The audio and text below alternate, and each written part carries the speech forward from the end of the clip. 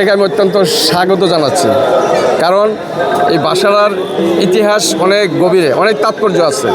সেটা হয়তো তারা উপলব্ধি করতে পারছে যে আজকের বাংলাদেশকে যদি আমরা সামনের দিকে এগিয়ে নিয়ে যেতে চাই, বাংলাদেশকে সামনের দিকে যদি আমরা অনেক আগায় নিতে চাই, তাহলে আমাদের এই দরকার আছে আজকে বাংলা ভাষাকে গুরুত্ব দিতে হবে। তাই তারা হয়তো বুঝছে যে বাংলা ভাষাটাকে বাংলা ভাষা এই দেশের ভাষা, আমাদের মায়ের ভাষা, আমাদের স্বাধীনতা সংগ্রামের ভাষা, 21-এর ভাষা, এটাকে লালন করতে হবে, এটাকে স্পিড নিয়ে আগাইতে হবে সামনের দিকে। আমরা তো আশা নিয়েই বেঁচে থাকি। পরিবর্তনশীল অবস্থা খুবই ভালো লাগছে। আর জামায়াতে ইসলামী আগে তো আসতে দেয় না, এবার তারা নিজেরাই দিয়েছে। সো তার মানে মনে হচ্ছে পরিবর্তনটাকে তারাও স্বীকার করে নিয়েছে।